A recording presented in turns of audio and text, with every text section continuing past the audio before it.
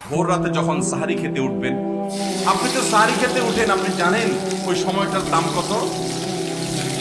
আমরা বেশিরভাগ মানুষ জানি না ভোর রাতের এই সময়টার দাম কত।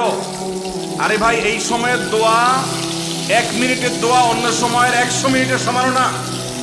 অন্য সময়ের 100 মিনিটও এই ভোর রাতের 1 মিনিটের সমান না। এত মূল্যবান সময়। সাহারি খেতে উঠছেন, সাহারি খান, ভালো কথা, কিন্তু সাহারি খাওয়ার আগে পরে 10টা মিনিট জায়নামাজে মুসল্লাতে দাঁড়ান, একটু 2 রাকাত নামাজ পড়েন। এই সময়টা দোয়া কবুল হয়। আল্লাহ ডেকে ডেকে বান্দাকে দেন। একটু হাত তোলেন, চেষ্টা করবেন তো ইনশাআল্লাহ। আপনার বাসার এক কোণায় চলে যাবেন, একটু আলো আধারিতে চলে যাবেন, সেখানে গিয়ে বসে আল্লাহর কাছে একটু কথা বলবেন।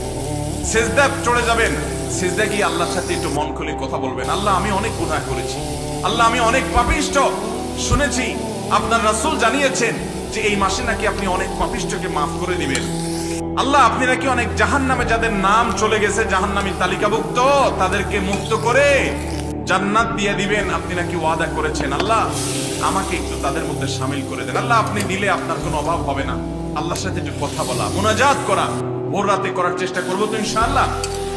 ঘরের এক কোণায় চলে যাবেন, সাহারিটা আগে আগে খেয়ে শেষ করবেন। আজানের এখনো 15 মিনিট বাকি।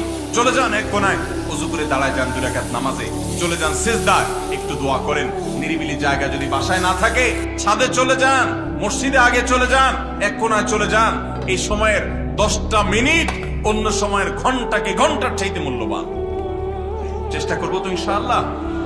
ভাইরা আমার, সিয়াম আমাদেরকে হারাম ছাড়ার প্রশিক্ষণ দেয়। সিয়াম আমাদেরকে বলে তোমার যা মনে চায় তা করতে পারবা না। অনেক অবৈধ কাজ করার সুযোগ আসে, তোমার মনেও চায়, কিন্তু করা যাবে না।